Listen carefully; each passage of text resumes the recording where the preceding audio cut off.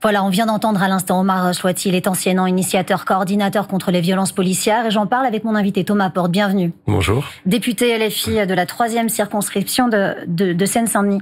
On vient d'entendre à l'instant Omar Chouati. J'ai été troublée par ce qu'il vient de dire, et je vais par ailleurs le citer, et on va en parler ensemble si vous le voulez bien. Naël n'est pas le seul, il y en aura encore d'autres. Nous ne sommes pas des sujets politiques à égalité de droit. Est-ce que vous pensez qu'on n'est pas tous égaux en droit ici en France aujourd'hui, Thomas Porte ? Mais force est de constater que non, puisqu'il y a un certain nombre de familles, c'était le cas cet après-midi, qui revendiquaient justice et vérité sur des morts à cause de la police. Ça a été dit, il y en a eu avant Naël, il y en a eu 13 en 2022, ce qui était un record quasiment en Europe. Pour donner un exemple, il faut regarder ce qui se fait en Allemagne. En Allemagne, c'est un mort sur le refus d'obtempérer sur les 10 dernières années. Et il y en aura d'autres forcément demain si la loi de 2017 elle n'est pas abrogée. Donc il y a une colère qui s'exprime et la réponse de Gérald Darmanin ça peut pas être d'interdire la manifestation parce que la décision du tribunal administratif qui a été prise d'interdire la manifestation, ce matin, c'est une décision politique. Il n'y a aucun motif valable pour interdire cette manifestation. Donc, d'après vous, il n'y a plus de différence entre le droit aujourd'hui, la justice et la politique. C'est important. Ce sont deux corps de métier qui sont complètement séparés. Comment est-ce qu'on peut admettre aujourd'hui ou même dire que c'est une décision qui est éminemment politique ? Est-ce qu'elle n'est pas plutôt de l'ordre de la justice et du fait qu'il y a des émeutes et des casses et qu'il faut calmer le jeu aujourd'hui en France ? Mais écoutez, cette manifestation, elle a été déposée, ça a été dit dans les délais, elle était pacifique et Gérald Darmanin nous a déjà fait le coup la semaine dernière. Il y avait la manifestation à l'appel du collectif Justice et Vérité pour la mort d'Adama Traoré. Le ministre et le préfet de l'Oise avaient dit on va l'interdire parce qu'il y aura des troubles à l'ordre public. Ils ont été incapables de démontrer qu'il y allait avoir des troubles à l'ordre public. Pourquoi ? Parce que la manifestation à l'appel du comité d'Adama Traoré s'est toujours bien passée sur les 6 dernières années. Jamais il y a eu d'incident. Donc on voit bien que c'est une décision politique qui poursuit un but unique, empêcher les gens de parler de violences policières. Comme si ce sujet n'existait pas dans le débat public, comme s'il était nié, comme s'il n'y avait pas un problème avec la violence des policiers dans ce pays. Il y a un problème, il faut en parler et il faut des réponses politiques. Et il faut le résoudre. Et par ailleurs, qu'est-ce que vous préconisez ? C'est quoi ? Plus d'éducation, plus de moyens pour la police aujourd'hui et aussi plus d'éducation pour les jeunes ? C'est un certain nombre de dispositifs. Le premier, il faut être clair, c'est l'abrogation de la loi de 2017. Parce que c'est cette loi qui donne un permis de tuer aux policiers sur le refus d'obtempérer. 2, une formation plus longue des policiers. Il faut regarder dans le détail. Regardons par exemple la gendarmerie. Ils sont formés différemment, plus longtemps. Ce sont des militaires. Exactement. Et sur les refus d'obtempérer, il n'y a eu aucun mort avec les gendarmes en 2022. C'est le directeur de l'IGGN qui l'a rappelé la semaine dernière quand on l'a auditionné en commission des lois. Il faut aussi revoir l'ensemble de l'institution, notamment l'IGPN, c'est-à-dire l'instance qui est chargée de mener les enquêtes sur les policiers. Nous, on demande qu'elle soit à l'extérieur de l'institution, qu'elle soit indépendante pour éviter de courir les violences policières. Thomas Porte, pour l'affaire Traoré, c'était des gendarmes, par ailleurs, qui l'ont mis au sol. Bien sûr, avec ce mais aujourd'hui, on remarque que la majorité des violences policières sont commises par des policiers.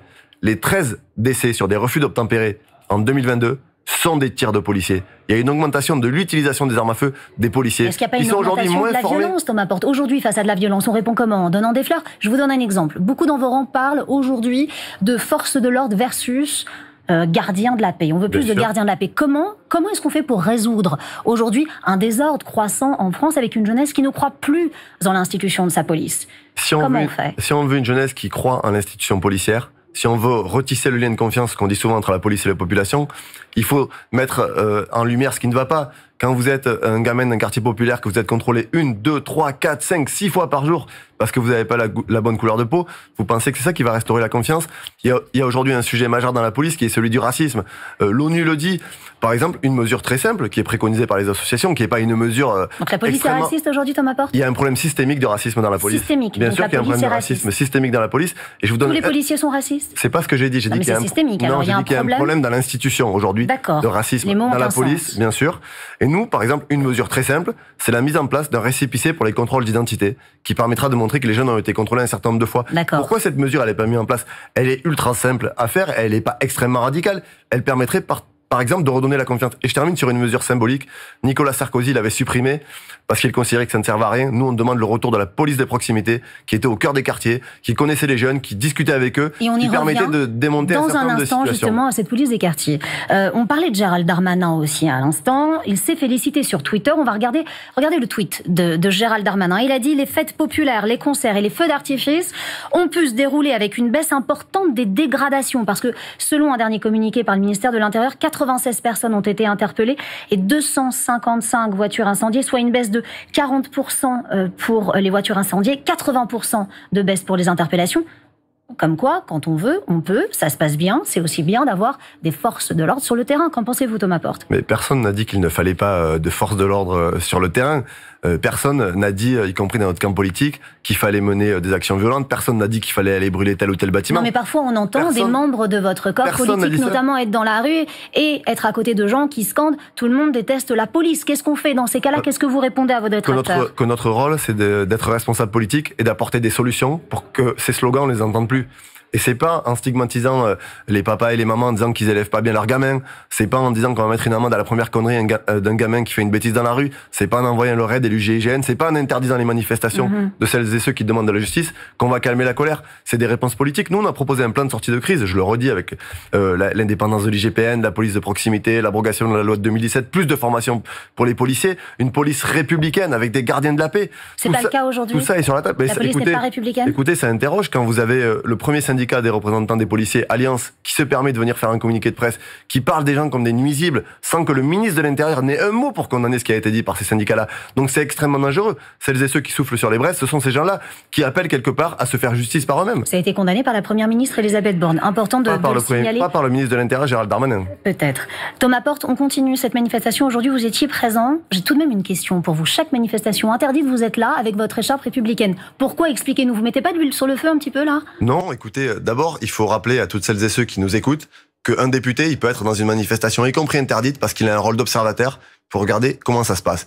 Après, nous assumons politiquement d'être dans ces manifestations, parce que je le redis, il n'y a pas de motif pour interdire cette manifestation. On a entendu... Vous trouvez ça injuste? Bien sûr, puisqu'on a entendu les forces de l'ordre sont fatiguées, ce qu'on comprend. Il n'y a pas assez de policiers. Pourtant, ce week-end à Paris, il y avait plus de 10 manifestations qui ont été autorisées par Gérald Darmanin et par le préfet de police Laurent Nunez.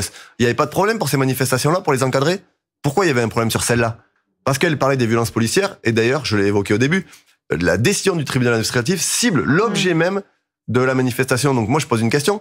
Est-ce que dans ce pays, on va pouvoir manifester dans les prochaines semaines en parlant de violences policières, ou est-ce que le gouvernement veut interdire toute manifestation sur ce sujet? Vous pensez que c'est un sujet tabou? Aujourd'hui, en France, il n'y a pas de violences policières, on met un petit mouchoir blanc dessus pour ne pas les voir, ou est-ce que vous montez ça en sauce?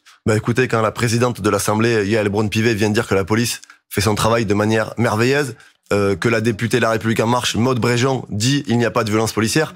Moi, je l'invite à venir dans mon département. On a une compagnie qui s'appelle la SCI 93, où on a encore des fonctionnaires qui passent devant une chambre criminelle dans quelques jours, qui est connue pour des violences, des faux témoignages, des propos racistes. Bon, il y a aussi d'autres sujets qui sont le travail, l'ordre républicain, on en a parlé aussi, le progrès. Emmanuel Macron avait donné 100 jours à sa première ministre pour redresser le cap.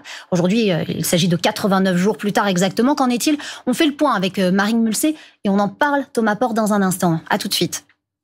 En avril dernier, l'objectif était clair. Nous avons devant nous 100 jours d'apaisement, d'unité, d'ambition et d'action au service de la France. Mais à l'heure du bilan et après les émeutes qui ont suivi la mort du jeune Naël, 78% des Français considèrent qu'Emmanuel Macron a échoué. Les 100 jours, ça n'a pas été effectivement le retour à la concorde. Pour le coup, on sent bien une vraie difficulté à recoller et à faire un bilan, à en venir en parler, voire venir s'exprimer. Le chef de l'État avait lancé 3 chantiers prioritaires, le travail, la justice et l'ordre républicain, et le progrès pour mieux vivre.